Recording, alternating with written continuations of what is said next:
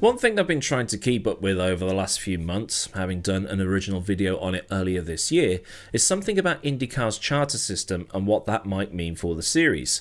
I kept up with it so closely, I didn't realise that it had been signed, sealed and approved 2 days ago. In my defence though, that was the day I uploaded the Verstappen swearing video. So that means that this video is on that.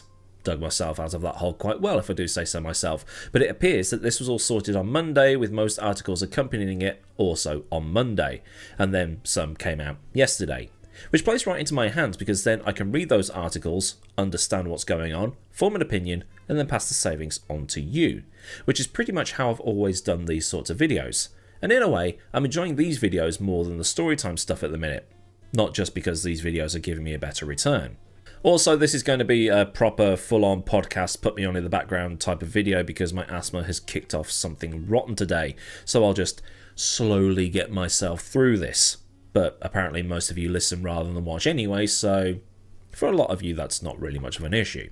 So with Indycar in a bit of a pickle with, well, I mean a lot of things that I've been speaking up about for well over a year now, this video is dedicated to what the charter system is, how it'll work, and what this might mean for Indycar going forward. Is it still screwing itself, or will this offer something else? To put it into its most simple terminology here, the charter system is effectively Indycar's version of the Concord Agreement. At the time of writing, NASCAR is currently renegotiating its charter system, or Concord Agreement, whatever you want to call it, and I might just end up calling it a Concord Agreement because most of my audience is used to Formula 1 terminology, and this will help make things a little bit easier for them. So to any die-hard IndyCar fans, sorry in advance. Going into 2025, IndyCar will have 10 what it calls established teams, and there will be an 11th team that we'll get to in a second because there's some bits and pieces surrounding all of that just seems a little bit iffy, but maybe I'm just overthinking things a little bit. Those 10 teams are AJ Foyt Enterprises, Andretti Global, McLaren, Ganassi, Dale Coyne, Ed Carpenter Racing, Juncos Hollinger, Meyer Shank, Rahal Letterman Lanigan Racing, and Team Penske. It has to be said at this point that there is also the recent news that Rahal Letterman Lanigan had a recent visit from some federal agents that will need to have one eye kept on. That one came out of nowhere, didn't it? Those teams and those cars are locked in for 16 of the 17 rounds of the next IndyCar season and beyond, with IndyCar having a hard cap of 27 cars at every race of the season, with the exception of the Indy 500, which has a maximum grid size of 33 because tradition. It basically means that so long as the cars turn up who have charters, they qualify, no matter how slow that car is. Because the charter has 25 teams locked in, anybody else can enter, but they won't be chartered. IndyCar could, in theory, have 30 entrants for the race at Road America next season, but only 27 cars can start the race. So who is that 11th team? It's Prema Racing, which means that IndyCar is developing quite the international field, not just with drivers, but with teams as well. Juncos has connections to Argentina, with the team running Agustin Canapino for a time, which brought with him quite a, what would you call it? A vocal following from Argentina. Remember people, they're just passionate. And McLaren is a British team funded by the Bahrainis, founded by a Kiwi and run by an American. Prema, meanwhile, is Italian, which probably means I need to do Ferrari's failed IndyCar entry at some point. Prema is one of the more successful junior category teams in recent years, and drivers who end up at that team tend to have spotlights put on them, because if you end up driving for Prema, chances are you're doing something right. Drivers such as future F1 drivers Ollie Bearman and Kimi Antonelli are there right now in Formula 2. Dorian Pan is with them in Formula 1 Academy, and the rest of it is stacked with recognisable names. Mick Schumacher, Nick De Vries, Charles Leclerc, Robert Schwartzman, Dennis Hauger, Oscar Piastri, Marcus Armstrong, Sebastian Montoya, Lance Stroll, Jack Doohan, Juan Manuel Correa, Robert Kubica, Romain Grosjean, Danny Kvyat, Ryan Briscoe, Lucas Di Grassi, Renger van der Zande, Charlie Kimball, Michael Patrizzi, Daniel Huncadella, Roberto Meri, Kamui Kobayashi, Antonio Giovinazzi, Pierre Gasly, Nicholas Latifi, Nick Cassidy, Callum Ilott, Guan Yu Zhou, and Felix Rosenqvist, to name far too many. This is what happens if I stop to name every driver to avoid people going, you forgot to mention. And Callum Ilott is one of the drivers signed up for Prema next year, so good to see him get something a bit more permanent. So this brings up the grid to 27. It means that every car is guaranteed to start the race, even though Prema isn't one of the chartered teams. I don't know if 2-car teams are required in IndyCar like they are in the WEC next season, but it seems that everybody has got at least 2 cars, including Prema. And it's been made possible for Prema to be on the grid and in that 27 guaranteed starters because Ganassi has dropped down to 3 cars from 5. Because what IndyCar has done is they've said that only 3 of the cars at every team can be chartered. So what about the Indy 500 then? How is that working as an exemption to this rule of 27? Well, like I said, the Indy 500 is a race that has a hard cap of 33. It's tradition. I don't know why, it's just the way it is, to quote Bruce Hornsby. What this is allowed is that it'll count for the myriad of one-off entries who attach themselves to other teams for one race only, like how Alonso did a few years ago and Kyle Larson this year. Alonso joined up with Carlin while Larson was with Hendrick, but done in partnership with McLaren or methods to that effect. What it means is the Indy 500 will still be able to have all the drama associated with it. Like how Le Mans is for the WEC, the Indy 500 is the centerpiece event. Le Mans, like Indy, has bigger grids than normal because of the status of the event, the length of the track, and the size of the pit lane compared to other rounds that they go to. So to bring in some context with this whole drama thing, in 1994 Penske utterly dominated the Indy 500 thanks to The Beast, an engine developed in secret in a Lockheed Skunk Works style factory that only a few people knew about. It destroyed the field, utilising a loophole in the rulebook that allowed for certain engines to be used at the 500 due to the rulebook being written by USAC and not by CART. But the following year, the unthinkable happened. Penske didn't qualify. A similar thing happened in 2019, Fernando Alonso turning up to big fanfare with his second appearance at the race thought to be a better time out for him given that he now had some experience. A lot of F1 fans thought it was just going to be a simple case of Alonso turning up and winning because it's just turning left.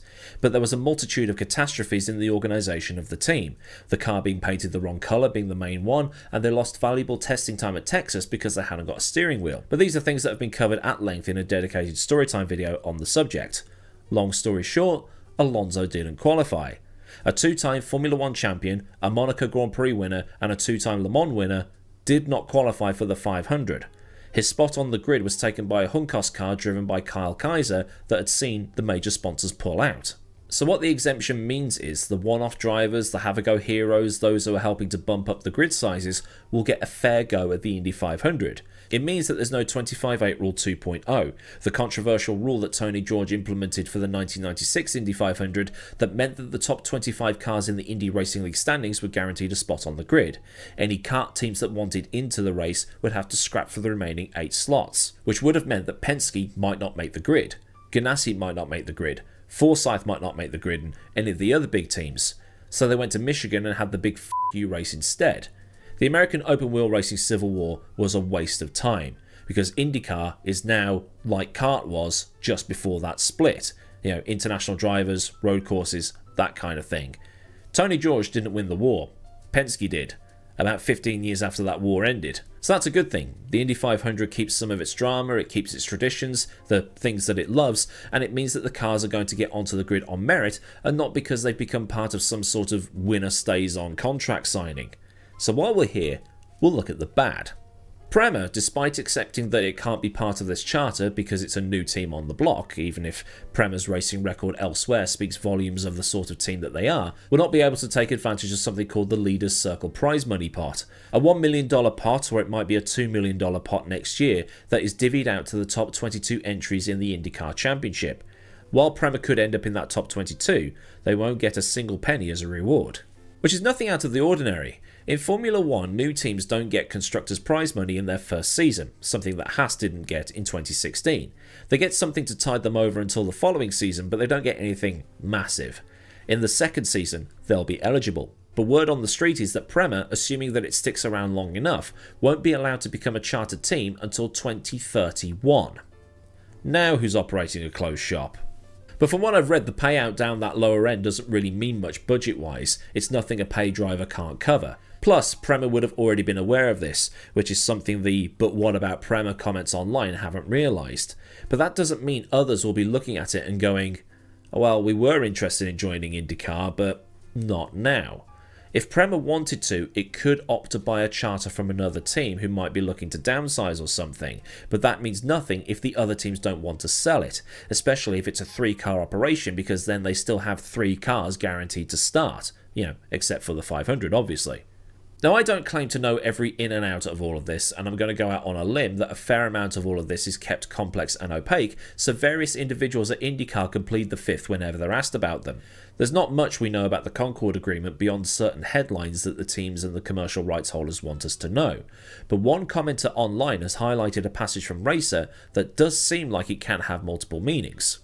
Penske Entertainment retains permanent ownership of each of the 25 charters that were distributed. With its approval, which also includes receiving a percentage of any sales, Penske will welcome new entrants to the series or the sale of charters from one member to another, which grants guaranteed participation in every IndyCar race for those who own charters, barring the Indianapolis 500. The user, GP, who posted this on the race's comment section as they explain the ins and outs of things, has the same question I do. Does that mean that Penske has the final say on who can and can't come in? Because the way we both understand it is that Team A can sell to Team B their charter, franchise, TBL as it's called in the BTCC, but it has to be Penske that has the final say since they own it? Answers on a postcard. Now, teams can come in, they just won't be chartered, but if they want to buy one in the future, they can, but nobody's going to want to sell, are they, if it means they're guaranteed a spot on the grid?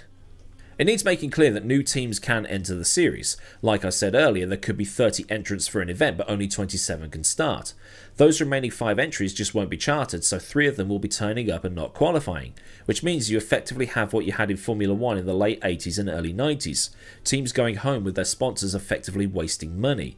And in this climate, who's going to want to take a risk on that outside of the 500, where there'll be 33 slots, not 27? But to me, and again I might be missing something here, it does seem odd that a team can't be eligible for this prize pot for 7 whole years before it can get its hands on this, well, I don't know what to call it, a golden ticket for want of a better phrase, or simply buying one. That's a long time without any reward for your competitive prowess, if you do have some. It's possible that after a couple of seasons, Prema might be up there. It might be around that section of the standings around Grosjean, Stingray Bob, Kiffin Simpson. Saying that, the people just mentioned were at the bottom end of the guys who did every race this season. Rasmussen, who came 22nd, did 14 races. Nobody else below him did all 17. The only driver that did as many as him was Jack Harvey, who was 25th. So there is a real possibility that Prema can get into that top 22, but they won't get any prize money because they're not a chartered team. So at least from my point of view, it makes little sense to anybody that's not one of the 25 initial ticket holders. IndyCar seems like it wants to grow. It seems like it wants to attract new teams and new drivers into the category, and I know some IndyCar fans who are quite receptive of drivers who can't quite break into the top level in Europe coming over or going over. It improves the talent pool, improves the competition, and so on.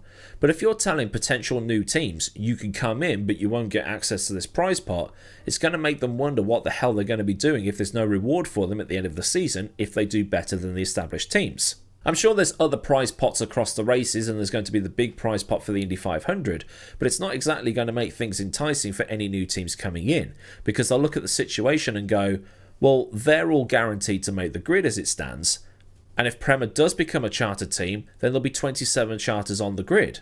That's the cap.